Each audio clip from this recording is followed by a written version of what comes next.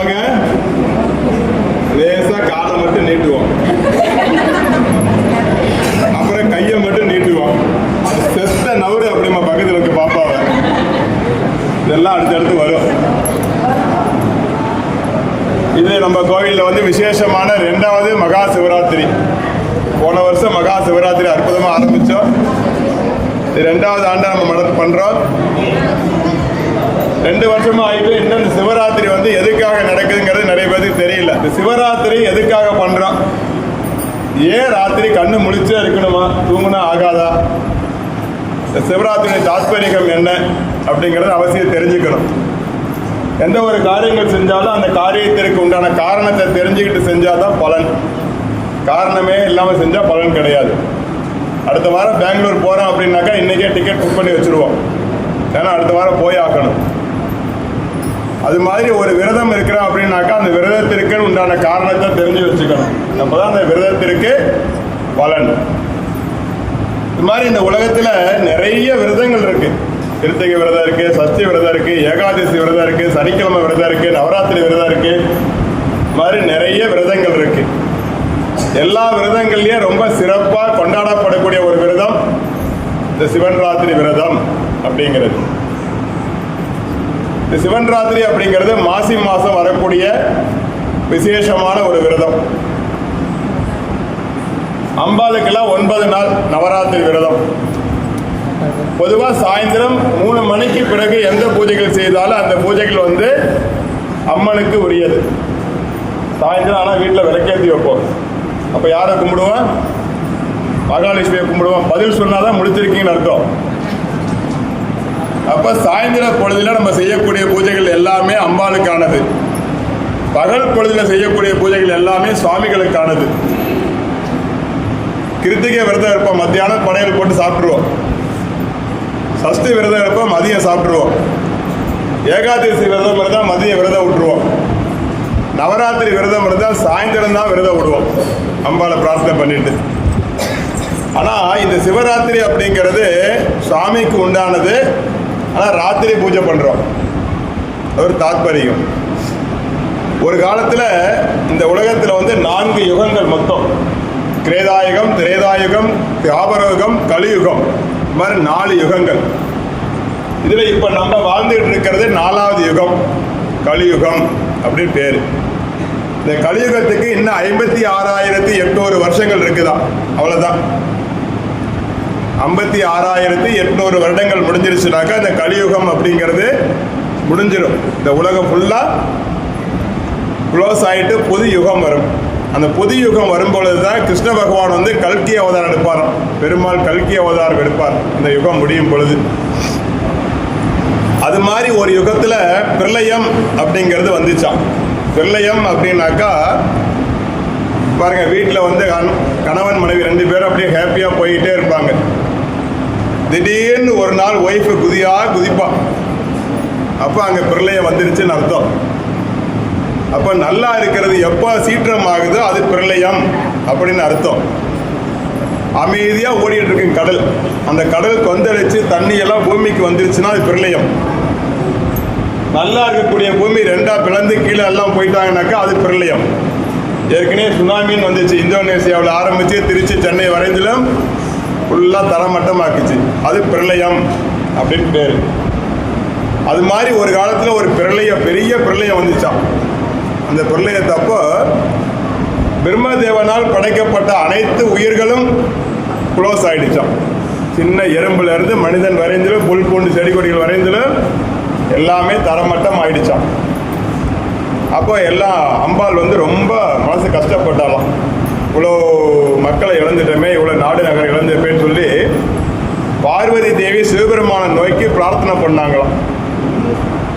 ஒரு சாயந்தரம் 6 மணிக்கு ஆரம்பித்து காலையில் 6 மணி வரைந்திலும் அந்த இரவு பொழுது ஃபுல்லாக பார்வதி தேவி சிவபெருமான நோக்கி விரதம் இருந்தாங்களாம்.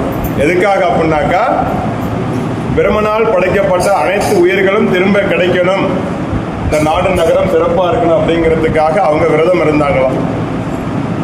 அந்த பார்வதி தேவி விரதம் இருந்து கடைசியாக காலம்புற 4 மணியிலேருந்து 5 மணிக்குள்ளே சிவபெருமான் நேராக தோன்றி உனக்கு என்னப்பா ஏன் இப்படி பூஜை பண்ணிட்டு இருக்குன்னு கேட்டாராம்.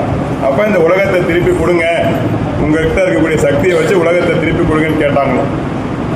ஸோ அந்த வகையில் அந்த உலகத்தை திருப்பி மீட்டு கொண்டு வந்தார் சிவபெருமான். எல்லாத்தையும் ஒன்று ஒன்றா படிப்படியாக தோற்றுவித்தார் சிவபெருமான். அந்த மாதிரி அந்த பார்வதி தேவி சிவபெருமானை நோக்கி விரதம் இருந்த ஒரு தினம் இன்றைய தினம். இது மாசி மாதம் வரக்கூடிய விசேஷமான ராத்திரி. அப்போ ராத்திரி பொழுது ஃபுல்லாக பார்வதி விரதம் இருந்ததுனால இதுக்கு சிவன் ராத்திரி, சிவனை நோக்கி விரதம் இருந்ததுனால சிவன் ராத்திரி அப்படின்னு பேர் வந்துச்சான். அப்போ பார்வதி சொன்னாங்களா, இந்த மாதிரி உங்களை நோக்கி நான் பிரார்த்தனை பண்ணதுனால இது மாதிரி மாசி மாதம் வரக்கூடிய இந்த தினத்தில் எந்தெந்த மக்கள் எல்லாம் உங்களை நினச்சி ராத்திரி ஃபுல்லாக என்ன மாதிரியே கண்ணு விழிச்சிருந்து உங்களை நோக்கி பிரார்த்தனை பண்ணாங்கனாக்கா அவங்களுக்கு சகல செல்வங்களும் கிடைக்கட்டும் அப்படின்னு பார்வதி தேவி சிவன்கிட்ட கேட்டாங்களாம்.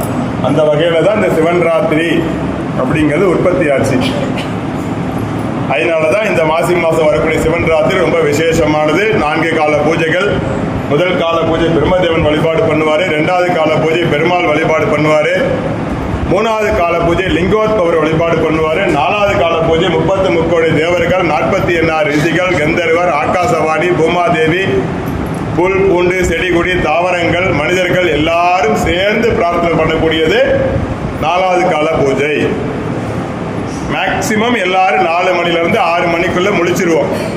அப்போ அந்த எல்லாரும் முழிச்சிருக்கக்கூடிய காலகட்டங்களில் ஃபஸ்ட்டு காக்கா குருவி கத்து, 2வது பசுமாடு கத்து, 3வது நாய்க்குட்டி கத்து, 4வது வீட்டில் இருக்கக்கூடிய குழந்தை கத்து, எல்லாரும் எந்திரிச்சிருவோம். அப்போ அந்த 4 மணிக்கு பிறகு 6 மணிக்குள்ள எல்லாரும் கண் விழிக்கணும். எல்லாரும் கண் விழிச்சிருக்கக்கூடிய டயத்தில் தான் 4வது கால பூஜை. அதுதான் எல்லாரும் சேர்ந்து சுவாமிக்கு பண்ணுற பூஜை. ஆக 4 கால பூஜைகள் இந்த முறையில் தான் இந்த சிவன் ராத்திரி அப்படிங்கிறது வந்துச்சு. அதனால சிவன் ராத்திரி அன்னைக்கு எல்லாரும் கண் விழித்திருந்து சுவாமியை பிரார்த்தனை பண்ணாக்கா சிவபெருமானுடைய முழுமையான அனுக்கிரகம் கிடைக்கும் அப்படின்னு விதி. ஸோ அந்த வகையில் தான் அந்த சிவன் ராத்திரி.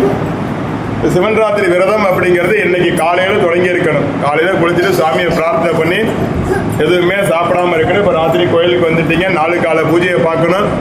நாளைக்கு காலையில் போய் வீட்டில் குளிச்சுட்டு சமைச்சு விரதம் விடணும் அப்படின்னு விதி. விரதம் விட்டுட்டு நாளைக்கு பகல் பொழுது ஃபுல்லாக தூங்கக்கூடாது. அப்போ தான் இந்த விரதத்துக்கு முழு பலன். விரதம் விட்டுட்டு படுத்து துவைத்து தூங்கினா பலன் கிடையாது அப்படிங்கிறாங்க. ஸோ அந்த வகையில் இந்த சிவன் ராத்திரிங்கிறது ஒரு விசேஷமான ஒரு தினம். அதே போல் மகாபாரதத்தில் பஞ்ச பாண்டவர்களில் அர்ஜுனன் சிவபெருமான் மேலே ரொம்ப பக்தியாக இருப்பார், நிறைய பூஜைகள் செய்யக்கூடியவர். அதே மாதிரி பீமனும் சிவபெருமான் மேலே ரொம்ப பக்தி உள்ளவர். மாதிரி இந்த சிவன் ராத்திரிக்கு நிறைய தாத்பரியம். ஒரு தகவல் நடந்தது எல்லாமே இந்த சிவன் ராத்திரி அன்னைக்கு தான் நடந்துச்சு. அந்த வகையில் ஒரு அழகான ஒரு கிராமம், அந்த கிராமத்தில் ஒரு நல்ல ஒரு அரசன் ரொம்ப அற்புதமாக ஆட்சி பண்ணிட்டு இருந்தாராம். இந்த அரசன் கூட ஒரு மந்திரி ஒருத்தர் இருந்தாராம்.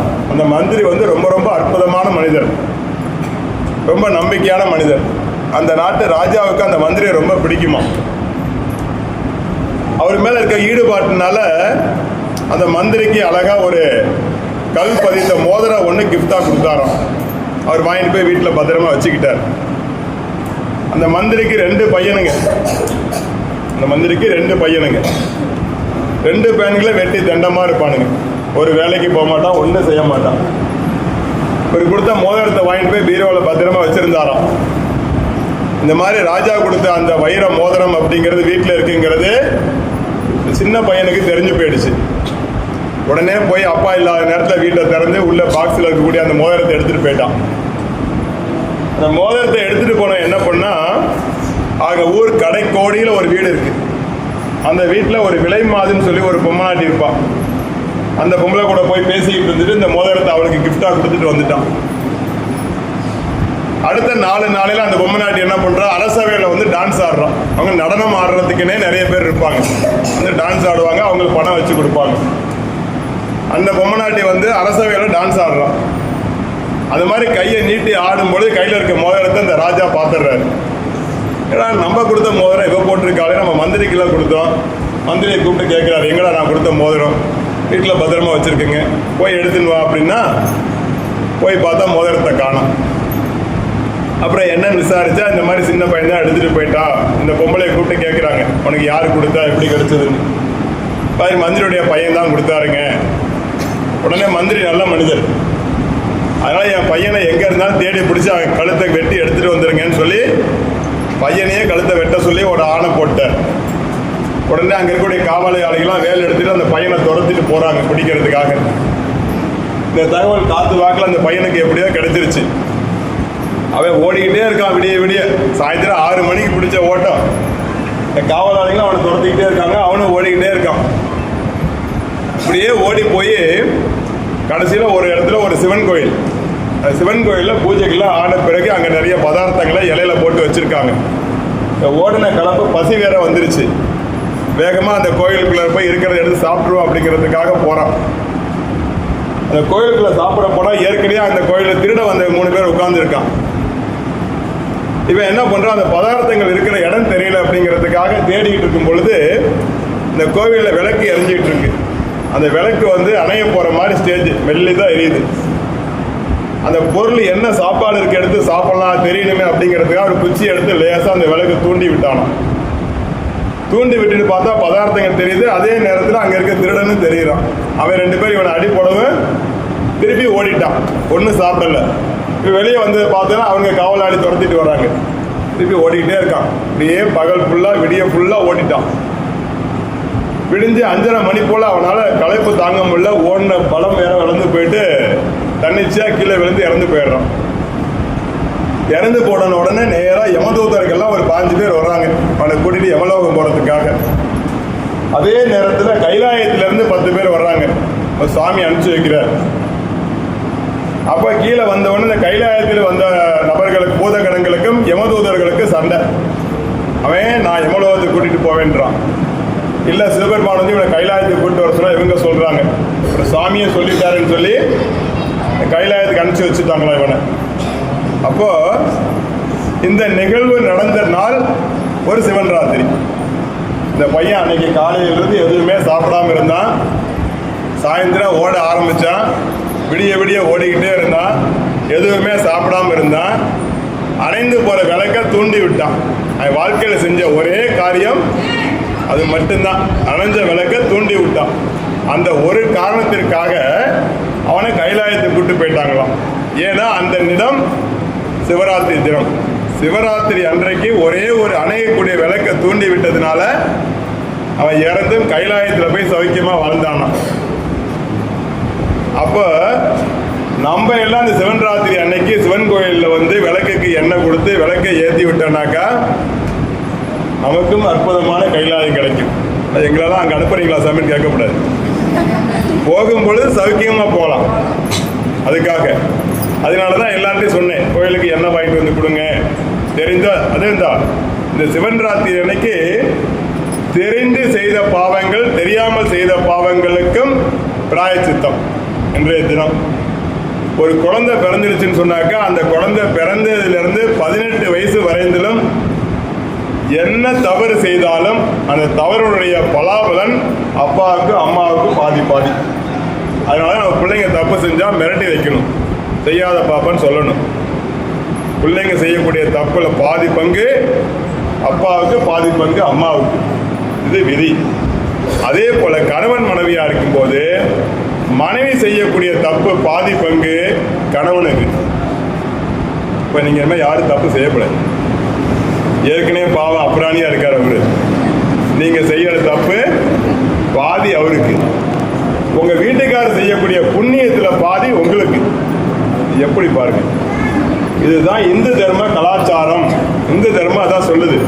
கணவன் செய்த புண்ணியத்தில் பாதி மனைவிக்கு, மனைவி செய்த பாவத்தில் பாதி கணவனுக்கு. எப்படி பார்த்தாலும் பாவப்பட்ட ஜென்மம் அவ்வளவுதான். இதுதான் இந்து தர்மம் அப்படிங்கிறாங்க. அப்ப இன்றைய தினம் தெரிந்து செய்த தவறும் தெரியாது செய்த தவறுகளுக்கும் பிராயச்சித்தம். அதான் சிவன் ராத்திரி. இவ்வளவு மகிமை சிவன் ராத்திரி இருக்குமா. அதனால இன்றைய ஒரு தினம் கண்ணை முழிச்சு சுவாமியை பிரார்த்தனை பண்ணாக்கா சகல சௌபாக்கியம் கிடைக்கும். அதனாலதான் ரொம்ப கவனமா இந்த பூஜையை மேற்கொள்ளணும் அப்படின்னு விதி. இப்போ இந்த பூஜையை பார்த்தாக்கா அத்துணை பலன் அப்படிங்கிறாங்க. அடுத்தபடியாக 3வது கால பூஜை அப்படின்னு ஆரம்பிப்போம். இந்த 3வது கால பூஜை அப்படிங்கிறது லிங்கோத்பவர் காலம் அப்படின்னு பேரு. இந்த 12 மணிக்கு பிறகு 2 மணி வரைந்திலும், 12 மணிலிருந்து 2 மணி வரைந்திலும் லிங்கோத்பவர் காலம் அப்படின்னு பேர். நம்ம சிவபெருமானுக்கு பின்னாடி போய் பாருங்க, ஒரு சாமி இருப்பார், அவர் பேர் தான் லிங்கோத்பவர்னு பேர். சிவன் மாதிரி ஒரு பதுவு இருக்கு, அதுக்குள்ள சின்னதா உருவம் இருக்கும், அருவத்தில் உருவம், அதுதான் லிங்கோத்பவன் பேரு. இந்த லிங்கோத்பவர் காலம் அப்படின்னா இந்த நேரத்துல தான் வான்வெளியில எத்தனை கிரகங்கள் இருக்கோ அத்தனை கிரகத்துடைய பார்வையும் அத்தனை கிரகத்துடைய வைப்ரேட்டிங்கும் நேரம் நமக்கு கிடைக்குமா. அதனாலதான் ராத்திரி 12 மணிக்கு பிறகு வெளியில போறதை குறைச்சிக்கணும். அந்த மாதிரி இருக்கும் பொழுது கோவில்லையோ அல்லது எந்த இடத்துல வைப்ரேட்டிங் நிறைய இருக்கோ அந்த இடத்துல இருந்தோம்னாக்கா அந்த எல்லாம் நமக்கு பாசிட்டிவ் எனர்ஜியில் நமக்கு கிடைக்கும் அப்படின்னு விதி. நமக்கு இடுப்பு பகுதியிலேருந்து தலைப்பகுதி வரைந்தில் 7 சக்கரங்கள் இருக்கு. எல்லாம் சித்தர்களுக்கு தான் தெரியும். அந்த 7 சக்கரங்களும் வேலை செய்ய ஆரம்பிச்சிருச்சு அப்படின்னு சொன்னாக்கா நம்ம நேராக பூமியில் நடக்காமல் மிதக்கலாம், அப்படி ஒரு வாய்ப்பு உண்டு. ஸோ அந்த 7 சக்கரங்களும் வேலை செய்யக்கூடிய நேரம் இந்த 12 மணிக்கு பிறகு 2 மணி வரைந்திலும். அப்போ இந்த நேரத்தில் என்ன பண்ணால் நேராக எல் மாதிரி உட்கார்ந்துருக்கணுமா, இப்படி குனிஞ்சிட்டு உட்காரக்கூடாது, நேராக நிமிர்ந்து எல் மாதிரி உட்கார்ந்துருக்கணுமா. அப்போ தான் அந்த வைப்ரேட்டிங் வந்து நமக்கு நேராக கிடைக்கும் அப்படின்னு விதி. நான் இன்னையோட தூங்கி 3 நாள் ஆச்சுமா. 3 நாளாக தூங்காமல் இரவு பகலாக வேலை பார்த்துக்கிட்டே இருக்கேன், கண்டினியூவாக வேலை பார்த்துட்டு இருக்கேன். எதுக்காக சொல்றேன் அப்படின்னா நம்ம மனசுல ஒரு தைரியம், ஒரு தன்னம்பிக்கை அப்படிங்கிறது இருக்கணும். முந்தானத்து பெங்களூர் போனேன், அதுக்கு முன்னாடி கோயம்புத்தூர் போயிருந்தேன், நேற்றுக்கு வந்து லோக்கல்ல 2 வேலையை பார்த்தேன், இன்னைக்கு வந்து கண்டினியூ வேலை பார்த்துட்டு இருக்கேன். 3 நாளாக தூங்கல, 3 நாளாக பகல்லையும் வேலை பார்த்துக்கிட்டே இருக்கேன். ஆனால் இவ்வளோ சத்தமாக பேசுகிறேன், ஆக்டிவாக இருக்கேன். 4 மணி நேரம் தூக்கம் முழிச்சதுக்கே டல் ஆகிட்டோம். இப்போ நேராக நிமிர்ந்து உட்கார்ந்துன்னு சொன்னாக்கா அந்த கதிர்வீச்சுகள்லாம் நமக்கு கிடைக்குமா. அப்போ நம்ம உடம்புல இருக்கக்கூடிய 7 சக்கரங்களும் வேலை செய்யும் அப்படின்னு விதி. அதனால தான் இந்த நேரத்தில் நேராக உட்காரணும் அப்படிங்கிறாங்க. அந்த வகையில் அடுத்து வரக்கூடிய காலம் லிங்கோத்பவ காலம் அப்படின்னு பேரு. இந்த லிங்கோத்பவ காலத்தில் அடிமுடி காணாத நாள்னு பேர் இன்னைக்கு. அப்போ பெருமாள் பெரியவரா பிரம்மன் பெரியவரான்னு ஒரு சந்தேகம் வந்துச்சான். அப்போ இந்த 2 பேர், ஏன்னா படைக்கக்கூடிய கடவுள் பிரம்மதேவர், படைச்ச மக்களுக்கெல்லாம் தேவையானதை கொடுத்து காத்து ரசிக்கக்கூடியவர் பெருமாள். இவங்க 2 பேர்த்துக்கும் யாரு பெரியவர்னு ஒரு சண்டை. அந்த சண்டைக்கு நீதிபதி யாருன்னு கேட்டாக்க நம்ம சுவாமி. இவர் என்ன பண்ணாரா, ஆகாயத்துக்கு பூமிக்கும் உருவம் எடுத்து நின்னாராம். இப்போ யாராவது ஒருத்தர் வந்து என் கால் நுனி பாதத்தை தொடணும், இல்லைனாக்கா தலைமுடியை தொடணும் அப்படின்னு சொல்லி ஒரு போட்டி. அது மாதிரி யாரு தொடறாங்களோ அவங்க தான் பெரியவர்னு சொன்னாங்களாம். ஸோ அந்த நேரத்தில் தான் பெருமாள் வந்து வராக அவதாரம், பன்றி அவதாரம் எடுத்து பூமியை தொலைச்சிட்டு போறார் காலை தொடர்றதுக்காக. பிரம்மதேவர் என்ன பண்ணார், தாமரை பூவில் உட்காந்து நேராக மேல் நோக்கி போறார் முடிய தொடர்றதுக்காக. இந்த மாதிரி போயிட்டு இருக்கும்போது பாதி தூரத்தில் ஒரு தாளம்பூ ஒன்று வருது. அந்த தாளம்பூ எங்கேருந்து வரேன்னு இவர் கேட்கிறார் பிரம்மதேவர். முடியை உதறினாங்க, அவங்க முடியில இருந்து நான் கீழே விழுந்துட்டேன், அங்கேருந்து வந்துட்டு இருக்கேன் அப்படின்னாங்களாம். நீ எங்கே போறேன்னு கேட்டால் நான் சிவபெருமான் தலையை தொடுறதுக்காக போறேன் அப்படின்னாராம். நான் இவ்வளோ லேசாக இருக்கேன் தாளம்பூ, நானே ரொம்ப வருஷமாக கீழே வந்துட்டு இருக்கேன், நீ மேலே போய் அவர் தொடுறது கஷ்டம், அதனால நம்ம 2 பேரும் ஒப்பந்தம் ஒன்று போட்டுக்கலாம். நீ வந்து சிவபெருமான் தலையை தொட்டதாக நான் பார்த்ததாக கீழே போய் சாட்சி சொல்லிடலான்னு சொல்லி கூட்டிட்டு வராங்க. அதுக்கிடையில பெருமாள் போய் சிவபெருமானுடைய காலை தொட்டுறார். காலை தொட்ட உடனே என்னதான் போட்டி இருந்தாலும் பெருமாள் வந்து மைத்துனர், பெருமாளுடைய தங்கச்சியை தான் சிவபெருமான் கட்டியிருக்கார். இப்போ மாமே மச்சான் இல்லையா, அவர் காலில் விடுனா இவருக்கு மனசு மாறி கையை பிடிச்சி தூக்கி விடுறார். தூக்கி விடும்போது தலைமுடியெல்லாம் பெருமாள் மேலே பட்டுறது. அப்போ அவர் முடியும் தொட்டுறாரு, காலையும் தொட்டுறாரு. ஸோ எல்லாரும் கூப்பிட்டு இவர் தான் பெரியவர்னு சொல்லிட்டாங்க. சொன்ன பிறகு அங்கேருந்து பெருமா வர்றார், நாங்கள் முடிய தொட்டுட்டாங்க, தாளம்பூ தான் சாட்சிங்க அப்படிங்கிறாங்க. அப்போ சிவபெருமானுக்கு சரியான கோபம் வந்துச்சு. அந்த கோபத்தினால இந்த பூமிக்கும் ஆகாயத்துக்கு இருந்த உருவம் ஃபுல்லாக நெருப்பு ஜுவாலையாக பற்றி எரிஞ்சிச்சான், தக தக தக தகன்னு எரிஞ்சிச்சான். அதுதான் லிங்கோத்பவர் காலம் அப்படின்னு பேர். இந்த 12 மணி 1 மணிக்கு பிறகு 2:30 மணி வரைந்திலும் தான் அந்த மாதிரி சுவாமி தக தகன் நெருப்பு உருவமாக இருந்தார். அதனால தான் லிங்கோத்பவர் காலம். அந்த லிங்கோத்பவர் அருவத்துக்குள்ளர உருவம்னு சொல்லி வந்துச்சு, நெருப்புக்குள்ளர சிவபெருமான் தெரிஞ்சாராம். அதனால தான் அந்த சிலையை பார்த்தா அது மாதிரி இருக்கும். ஸோ அந்த மாதிரி அவர் உருவம் எடுத்து நின்ன நேரம் தான் இந்த டைம் அப்படிங்கிறாங்க.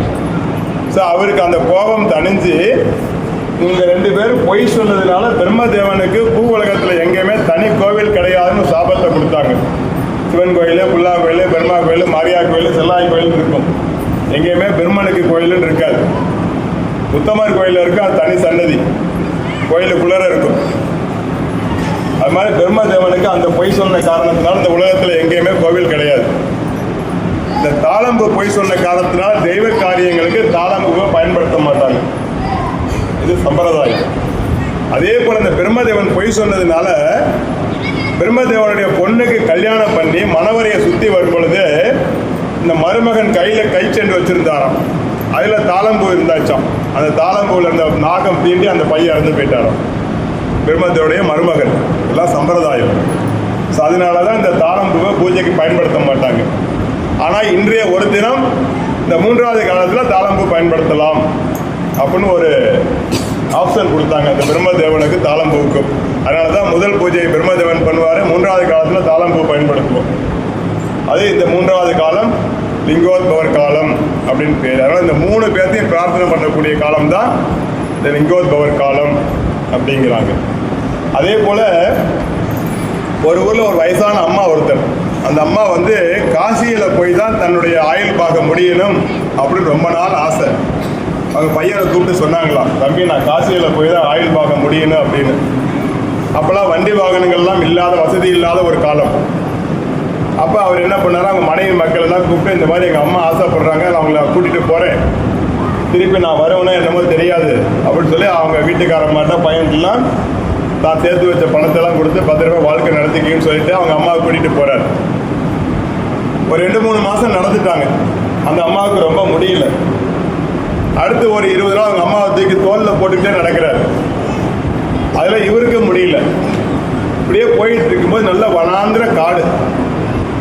அந்த காட்டில் பார்த்தா நல்ல பத்தி வாசம், கூட வாசம், விளக்கெறிகிற வாசம், பூ வாசம் இதெல்லாம் கேட்குது. நல்ல ஒரு மணி சத்தம் கேட்குது. இவனுக்கு ஒரே ஆச்சரியம், என்ன இவ்வளோ ஒரு காடாக இருக்கு, இவ்வளோ வாசங்கள், கோவில் சம்பந்தம் கிடைக்குது அப்படின்னு சொல்லி. கொஞ்சம் தூரம் போயிட்டு இருக்கும்போது ஒரு சத்தம் கேட்குது. என்ன சத்தம் திரும்பி பார்க்குறாரு. பார்த்தா ஏதோ ஒரு மாட்டு வண்டி வர மாதிரி தெரியுது.